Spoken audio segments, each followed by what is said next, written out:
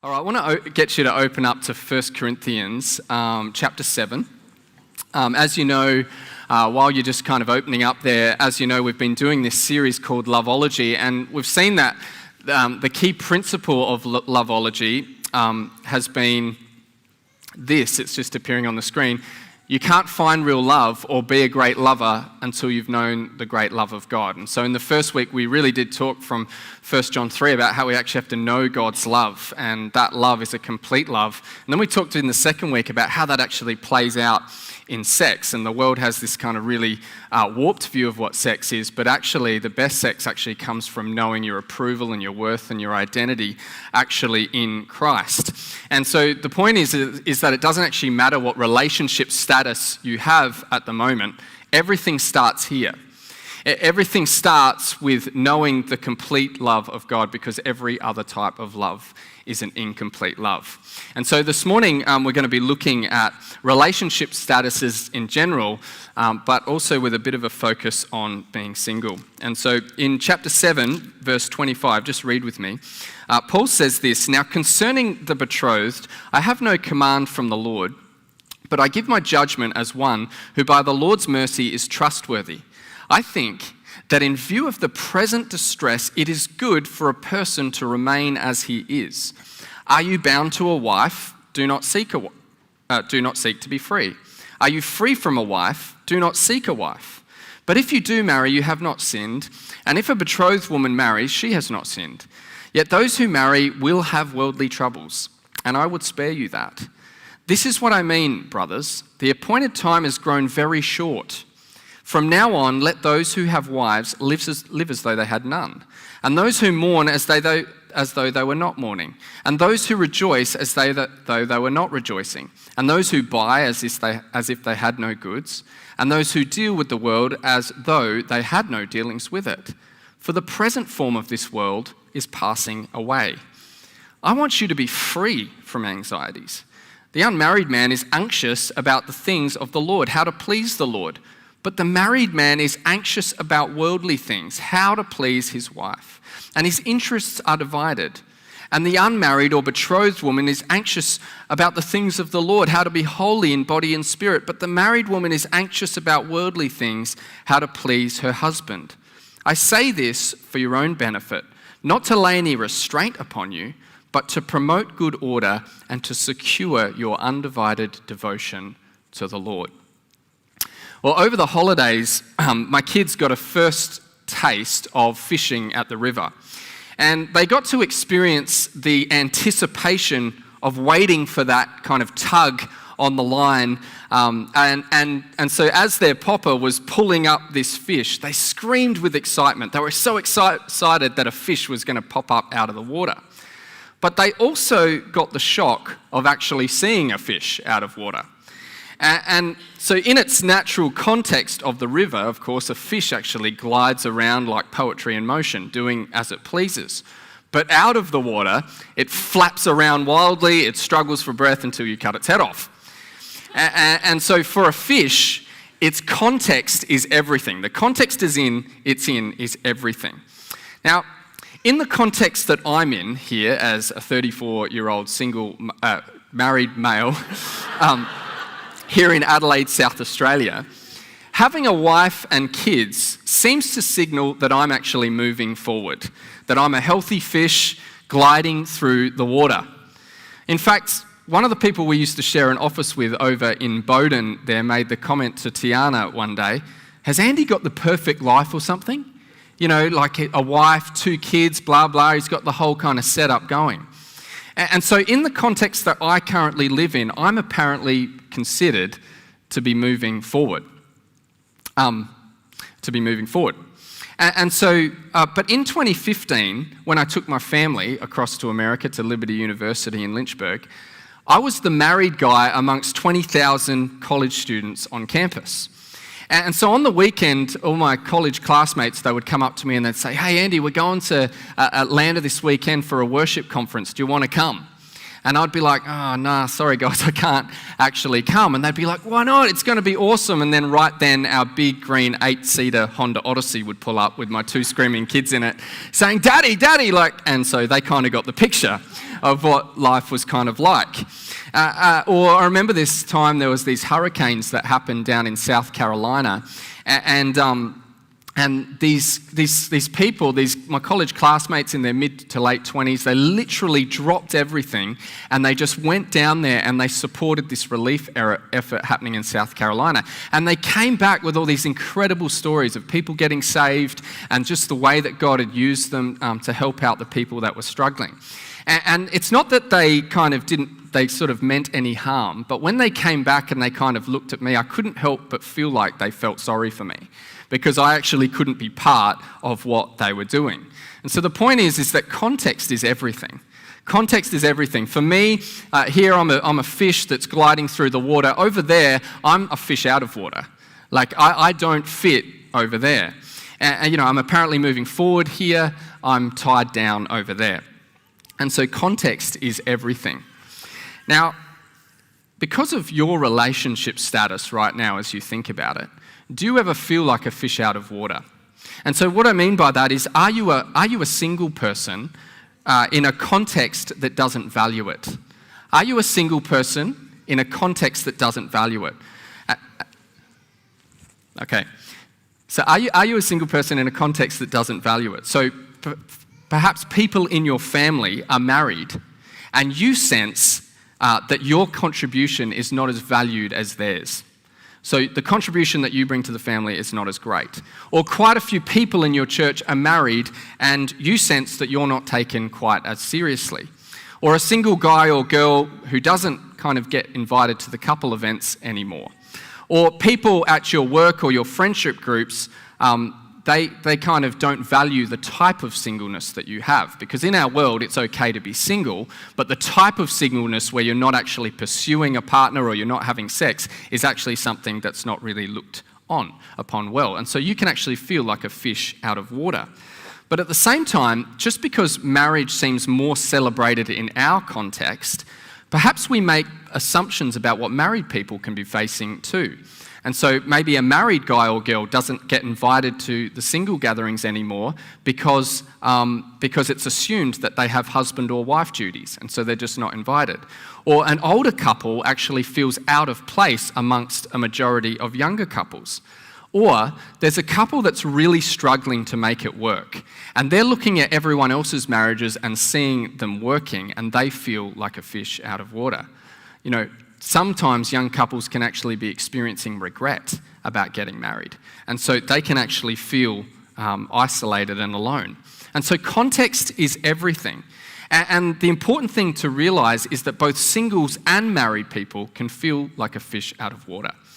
Now, the reason I'm talking about context is because the main theme of what the Apostle Paul talks about in this whole chapter that he devotes to singleness and marriage is that for Paul, context is everything. In verse 26, he establishes the context. Just have a look. It says, in view of this present distress.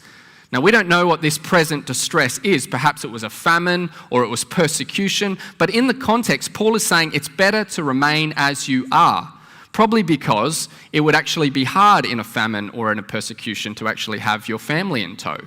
And so the point is, verse 27, are you bound to a wife? Do not seek to be free, because that would make it very hard for them if you sought to be free in the midst of that distress.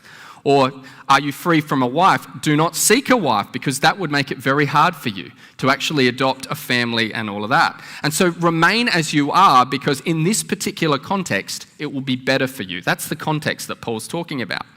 And his point is that singleness or marriage should not really be your main concern right now in view of that present distress.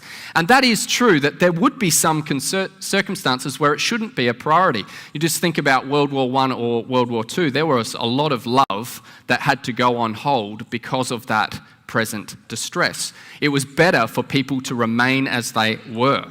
And so Paul is kind of saying, it's good to remain as you are in view of the present distress. But he isn't really just labouring that point. He is casting their eyes to a larger context that they're in. And he explains that in verse 29. This is what I mean, brothers. The appointed time has grown very short. From now on, let those who have wives live as though they had none, and those who mourn as they were not mourning, and those who rejoice as though they were not rejoicing, and those who buy as though they had no goods, and those who deal with the world as though they had no dealings with it. For the present form of this world is passing away. Now, a lot of people kind of misunderstand this text. Paul is not saying devalue everything that you have because Jesus could come at any second. Paul is saying something broader. Guys, understand that you are living at the convergence of two ages. Now, Paul was a good rabbi. He was a Jewish rabbi. He was a teacher of the law. So just like them, he understood that there were two ages. There was this age, the age of which is characterized by fallenness and by sin. And then there is also the age to come. There was coming this age that the Jewish rabbis understood where everything would be put to right. This is what the work that God was doing.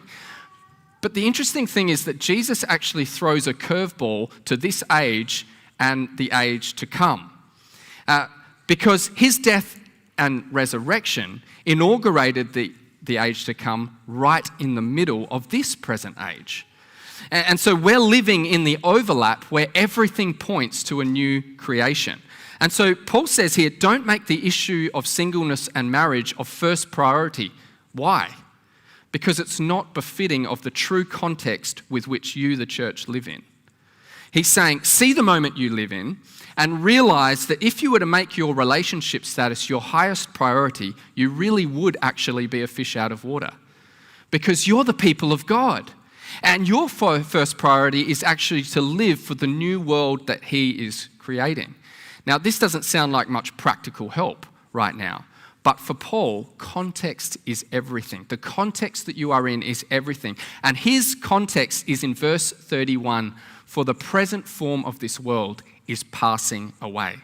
What does that actually mean? That means singleness is temporary. Dating is temporary. And in fact, though some of you might not want to believe it, marriage is temporary. And so Paul is saying in the context that you're in, don't live for what is temporary. In fact, in 2 Corinthians 5, he describes our life and our body like a tent. And a tent is something that you just put up for a while. It's not, it's a temporary arrangement. It's very susceptible to weather, and it's actually not very comfortable. But he says that God is actually giving us a building, a house not made with hands, but one that is eternal in the heavens. But the remarkable thing that Peter says in 1 Peter 2 is that he says that we are, present tense, being built up like a spiritual house, like a building. Now, in the present, we have all the spiritual blessings of this eternal home now in the present because of Jesus Christ. And this is our context. This is the context that we are in. It's different from the world. We are actually living for the new world that God is creating, not for the things that are temporary. And so singleness is temporary, dating is temporary, and marriage is temporary. And so the question becomes, how should this new context we're in change our view of our relationship status? How should it change our view? Well, the first thing that I think that we get from this text is this. Singleness is not a problem to be solved. Singleness is not a problem to be solved. Now, a lot of people can see singleness in this way, that singleness is like where you're studying at university in your undergraduate degree and you haven't graduated yet. You haven't actually finished. You haven't completed your study until that moment where you get married and you graduate. And marriage is actually that graduation point, where you get married and that is your moment of graduation, where you have the celebration and you get the certificate and people celebrate you. And so kind of singleness is like where you study and marriage is where you graduate. But look back just earlier in chapter 7, verse 8. Paul actually says this, it is good for them to remain single as I am. It is good for them to remain single as I am. Now, this was radical thing for Paul to say in a time where a person's security and survival was only assured by belonging to a nuclear family. It was only assured by actually being in the nuclear family. And so Paul says, remain single. And the people of the time were like, what? How are they going to survive? But Paul is trying to teach them something about the spiritual and the practical nature of the church. Because of Christ, the nuclear family was no longer the sole provider of security. But now, the church actually takes on responsibility for everyone who belongs to the family of Christ. And so for the first time anywhere, in any culture, single people were celebrated because they were actually free to serve God in the church to a greater capacity because they wouldn't have to worry about their safety and their security. Because the church now had taken ownership of them. The church had now made there be a place to belong. And so Tim Keller, he says this: Christians who remain single were making the statement that their future is not guaranteed by the family, but by God. It's guaranteed by God. And so in the context of the church, singleness is not a problem to be solved. Why? Because it's already been solved. It's already been solved by the spiritual and practical nature of the church that Christ has created. So it's not a problem to be solved. But the big question for all of us to answer is, are we living that out? Are we actually living out what God has created in the church? Are we living out that context? Are you, as a member of this church, celebrating and releasing and caring single people in the church? Because the truth is that sometimes single people can feel that people treat them like they are a problem to be solved. And so the core life problem and the core narrative is, I'm single, I'm single, I'm single, and the solution is solve it, solve it, solve it.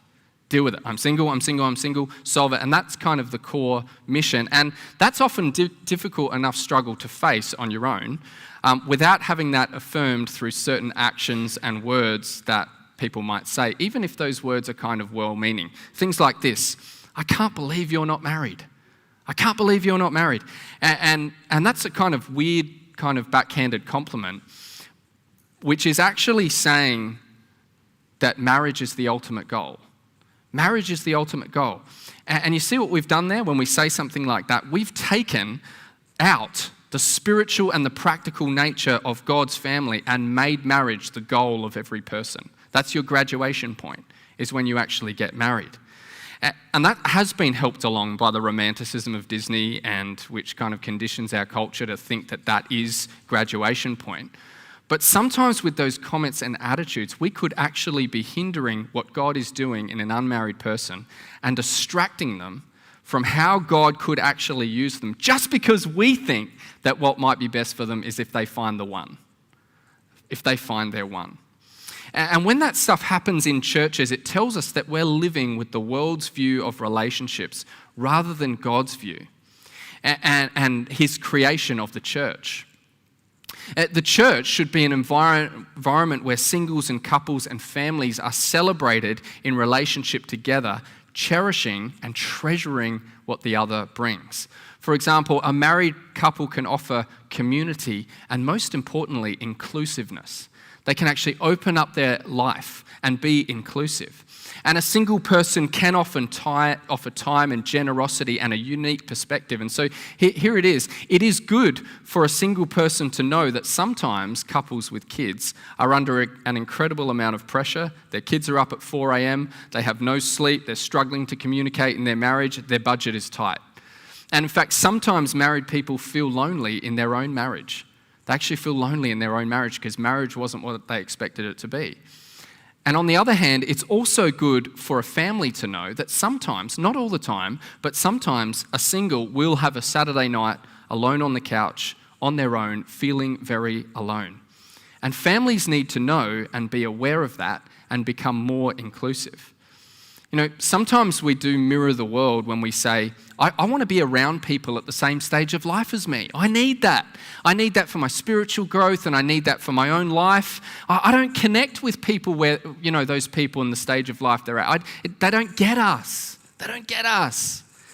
And the problem is that there's a lot of I in that statement, in those statements. There's a lot of us in that statement and not much we. Not much we together, which is how Paul is addressing this issue. That it's something that we all own together. And one of the things that kind of difficult things to observe that I've seen in the past is that I've seen that in many occasions that often Christian singles have this incredible ability to be happy for others when they see the highs of their friends, either getting engaged or getting married or having kids. Even though there must be some struggle, they actually have this genuine joy. And sometimes what I've seen happen in couples is that they've actually become more competitive with other couples. And that's the kind of thing that's being produced there. But then also sometimes singles might have experienced so much disappointment to the point where they've become unnecessarily cynical and self-deprecating. And they do things sometimes that can sabotage deeper community. And so I just think that we all need to acknowledge that we all do this sort of stuff. We all behave in these certain ways because we are sinners. And we shouldn't get defensive about that and say, oh, no, that's not how it works. We all kind of engage in that sort of behaviour sometimes, and they're all issues that we face. And what we need to learn is to be gracious with one another and learn to live in the community, this special community that God has created. And that the gospel should actually allow us to live this way and desires this to happen. Now, God actually did this most powerfully between Jew and Gentile. He said this, there is neither Jew nor Greek. There is neither slave nor free. There is no male and female, for you are all one in Christ Jesus. He very well could, with the intent of that verse, have said there's no married or single. His point that he's making is that we're all one in Christ. And that's actually what we did this morning when we celebrated communion. We celebrated oneness in Christ. And so to have an underlying tone of marriage as a superior status, or for singles to view marriage with some kind of cynicism or jealousy, is actually opposed to that oneness that we share in Christ, where his body was broken and his blood was spilled for us. You know, part of the reason that our engine rooms aren't age-based and they're not stage of life-based, we've done that intentionally, is because in many ways to do that is actually counter the gospel. It's saying, I only want to relate to people like me, forgetting that Jesus was nothing like us, who became like us in order to give us the love that we need. And so the point here is that singleness is not a problem to be solved. It's not a problem to be solved. It's already been solved by Jesus. And we, the church, need to live out that solution. We need to live it out. And I know, because I've observed, there are so many beautiful examples of that in the church. I see it, but let's do it all the more. Let's do it all the more. Let's not make assumptions. Let's give the benefit of the doubt. You never know what's going on in other people's lives and what they're facing within their context. So it's not a problem to be solved. But just because it's not a problem to be solved, it doesn't mean it won't be a personal struggle. It doesn't mean that at times it won't be a personal struggle. Now, here's the thing. Every person who is well acquainted with this concept in 1 Corinthians 7, they're well acquainted with this concept. And the concept is the gift of singleness. The gift of singleness. Anyone who's single is well acquainted with that concept. And the question is it this? Is it the dreaded gift? Most people think, if I have the gift of singleness, where's the receipt? I want to take it back. And the longer a Christian person is single, they might start to wrestle with that question. Do I have the gift of singleness? Do I actually have this mysterious thing that Paul talks about with the gift of singleness? And so the answer for everyone who is single at the moment is that a season of singleness is considered by Paul as a gift in the same way that marriage is considered a gift. It's considered both. And you see it in chapter 7, verse 7, if you want to have a look there. I wish that all were as I myself am, which is single, but each has his own gift from God, one of one kind and one of the other. Now the point is, you don't know about next week or next month or next year, but for right now, it's a gift from God, because life itself is a gift. And that is the life right now that God has actually given you. And the thing that must permeate down deep in you when you struggle with the gift that God has given you, no matter what gift it is that God doesn't hand out second-rate gifts. It says in James verse 1 17, every good and perfect gift comes from above, coming down from the Father of lights, with whom there is no variation of shadow due to change. The word gift is the word charisma in the Greek. And in the English, it's where we get the word charismatic. And it means it's a drive, it's a passion to do something. But it's also from the root word charis, which actually means grace. And so in Paul's theology, grace is way more than saying God's okay with you. God's just kind of okay with you. Grace is God's empowering presence deep in your bones, animating you from the inside out to do what he's put in front of you to do. It's a calling, it's an ability to actually participate in God's kingdom in a special and unique way. And so the gift of singleness doesn't necessarily mean that you don't want to get married or that you won't one day. And it doesn't mean that it should just be easy. It may be challenging, but if every gift we have is supposed to contribute to the kingdom, it will never be easy. And this is why Paul's context at the beginning is so significant. We're not just living for marital bliss. We've actually all been shaped with particular gifts, all sorts of particular gifts, even spiritual gifts for this particular purpose of living for this age that God is creating. And so some are married and gifted for hospitality and all different types of things. And actually, some are single and gifted with wisdom beyond what a married person might have. And so some people wish their makeup and their gifting and the life that they have was actually different. And the truth is, we all actually struggle with the different gifts that God has given us for the purpose of building up his kingdom. Now, let me kind of just hear me out on this. I have the gift of teaching. Now, I recognize that I'm not saying I'm a great teacher. I'm still growing, I'm shaping, I'm letting God kind of work that in me as I keep doing that. But he has given me this gift where, and the opportunity, and I do feel deep down in my bones that this was something that I was made for, to actually teach the Bible, to study the Bible and to teach the Bible. But at times, I have to tell you, it's brutal. Like, it's the hardest thing sometimes. A lot of times, I don't want to be up the front. Sometimes I'm there on a Sunday morning at 3 a.m. trying to get clear on a text that I'm supposed to be teaching. Sometimes I lose all motivation. Sometimes I dream of what it would be like to go back to the workforce. Sometimes I feel like because I'm a Bible teacher, people treat me differently. You know, they think they have to act a certain way in front of me, or even keep their distance from me. And that's happened in the past too. People keep their distance from me because I'm a Bible teacher. And I promise you right now, I'm not looking for sympathy. Don't give me sympathy. My point is that a burden has been placed on my shoulders that won't always be easy, but deep within my bones, God is empowering me by his grace to do what he has put in front of me to do for the sake of the kingdom. And that's Paul's point with the concept of the gift of singleness, or any kind of gift, which is at times a gift that you loathe, but it's not God's plan B for you right now. It's not his plan B for your life. It's his plan A for the sake of the kingdom. And that may just be for a week or a month or this year or for 5 more years, or in some cases for somebody's life, but it's not a plan B. God doesn't give second-rate gifts. And so singleness is not a problem to be solved, but it doesn't mean that you won't struggle with it at times.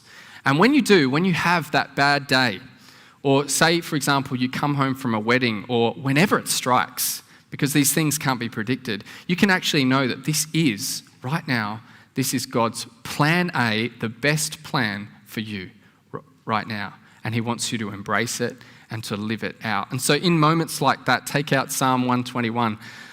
I look up to the hills. Where does my help come from? My help comes from God, the maker of heavens and the earth.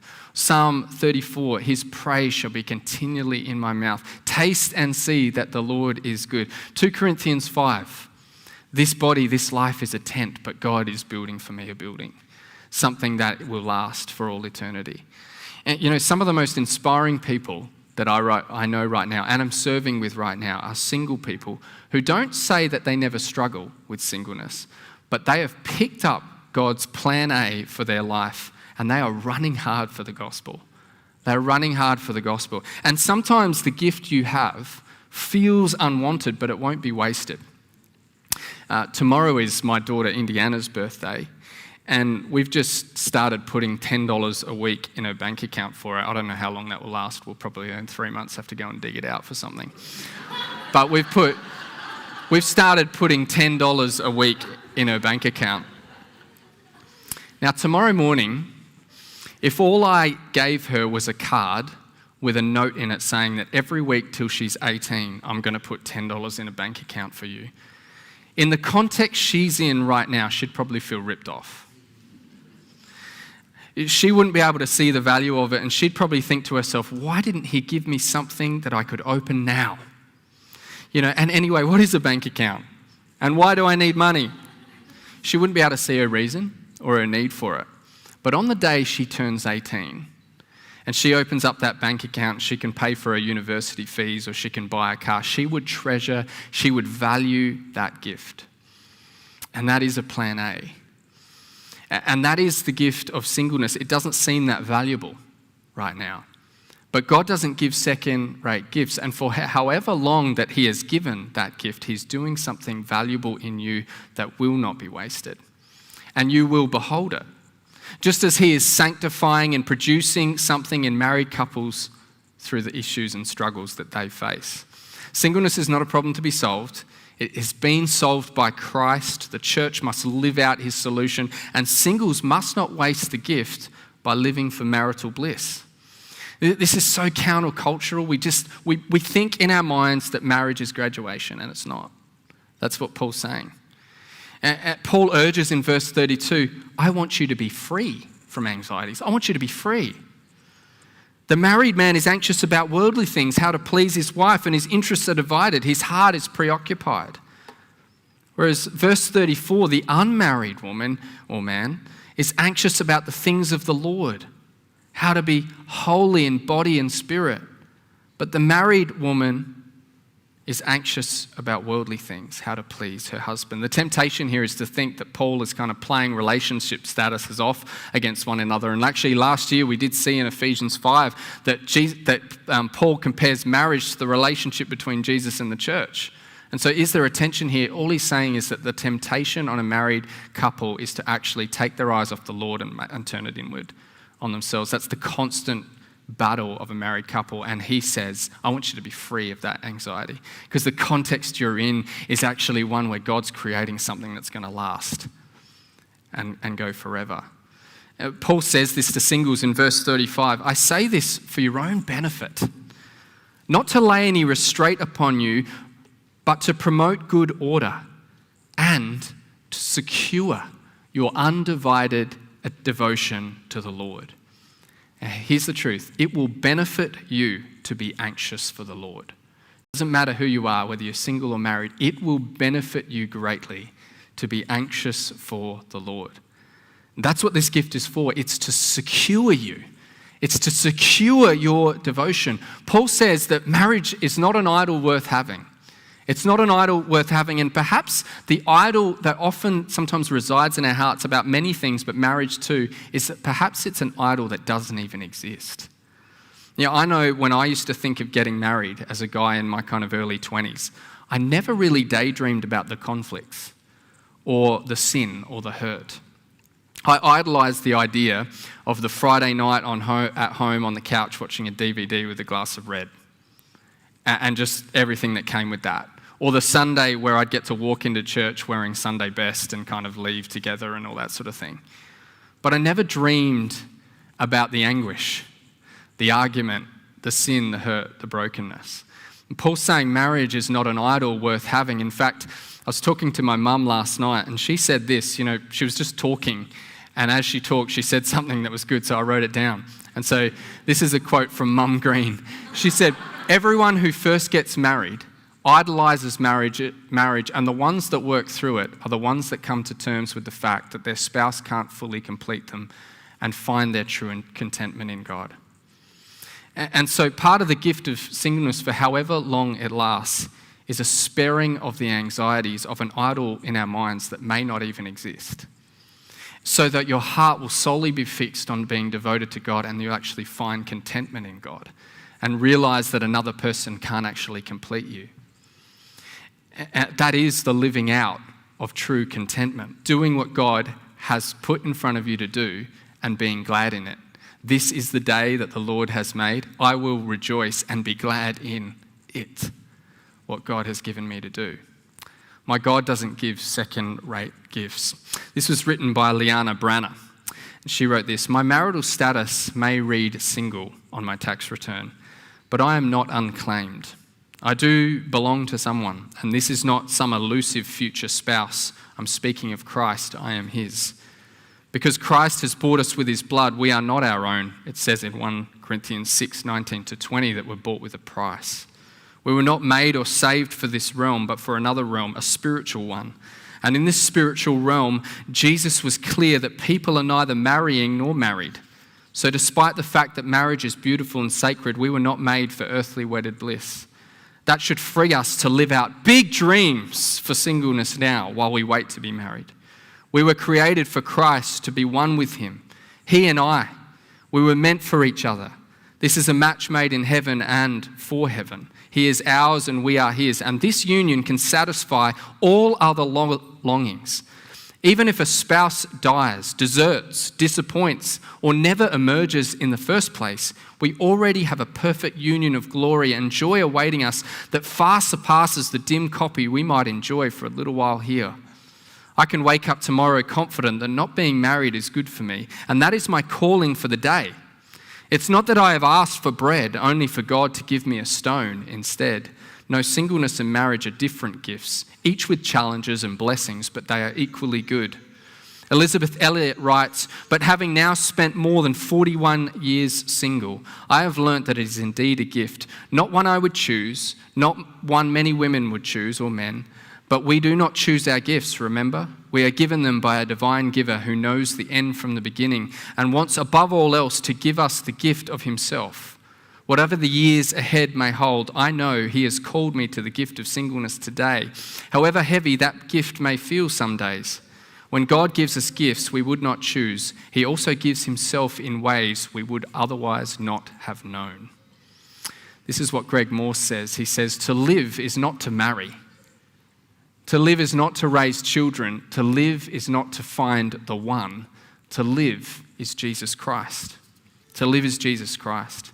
And so the call of this message really is for everyone, is to let the gift you have secure your devotion to Jesus. Whether you're single or whether you're married, let the gift that you have today secure your devotion to Jesus. Are you struggling with singleness? Remember, God doesn't give second-rate gifts. You are not a fish out of water. You are not a problem to be solved. Christ has solved it. Has, alternatively, your marriage actually distracted you from your devotion to Jesus? Do you actually need to grow in your relationship with Jesus again and come back to Jesus? Do you as a married couple actually need to grow in your inclusiveness so that you actually open up your life? You know, my prayer for us at West is that we would be a church that actually lives out God's solution and that we would actually see married people and single people running together for the gospel, running together for this building that God is building. And that as we do that, it will actually secure our undivided devotion to the Lord. Let's pray.